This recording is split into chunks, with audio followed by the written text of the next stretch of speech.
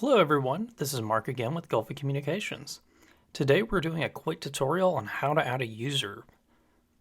So to start, you'll want to get into your admin console, go to Users, click Add, and you can adjust what extension number you want.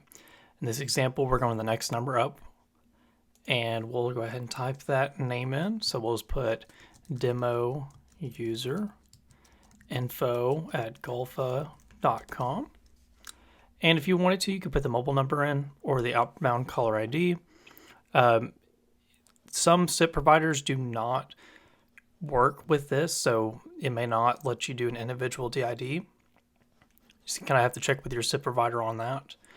Sometimes you have to get a little more creative as far as outbound caller ID for individual extensions. So we'll go ahead, we can select voicemail.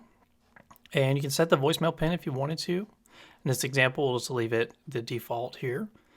Forwarding rules, if you had that person's phone calls to forward to their mobile phone number instead of just using the 3CX app, you can actually offer them different statuses. So if they're available and they do not answer their calls, within 20 seconds, it can forward internal calls to either their voicemail, or you can send it to their mobile or end call.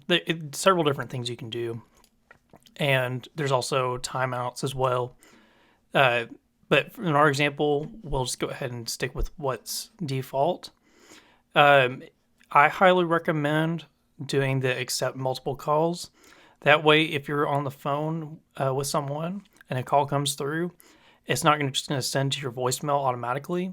It'll at least allow you to click, end call and pick up the new call, or put the other user on hold and answer that call. Everything else can be left the same. If you're going to provision a phone, what you would do is you would add it here, and you could add that phone by MAC address. You could do an authentication by credentials. It's highly recommended to do it behind an SBC if you're doing a bunch of desk phones. Stun, I don't really like it as much. The SBCs tend to be a lot better as far as, in my opinion, having a bunch of phones behind them. It allows you to discover phones on the network and then add them to users, which we'll get into in another video on the phones. So next is your busy lamp fields. If you did have a desk phone, you could add busy lamps to them. You could put actual users, individual users on there. So if I was on a phone call, the light would turn red if it was a Yealink phone. And then if I was available, it would show green. There's several different options. You can do an agent log in, log out.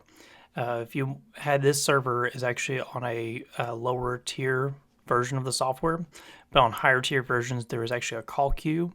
And what you could do is actually you could log in and out of the queue from the hotkeys, the busy lamp fields on that phone. In options, you could disable extension if you wanted to.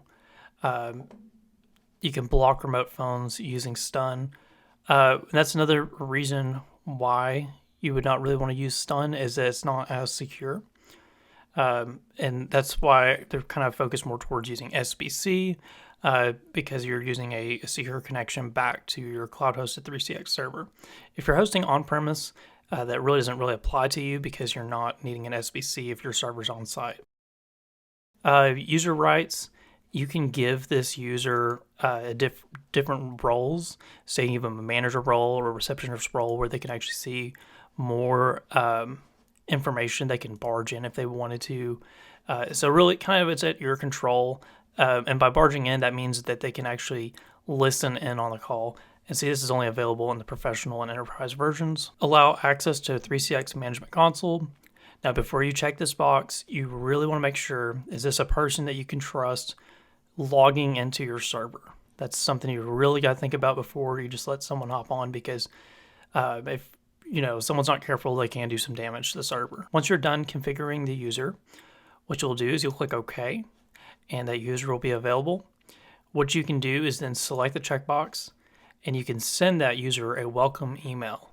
And when you do this, it will actually send them a QR code and the login information to be able to log into 3CX through the web client. To delete a user, you simply just click on the user you want to delete, and you just click delete.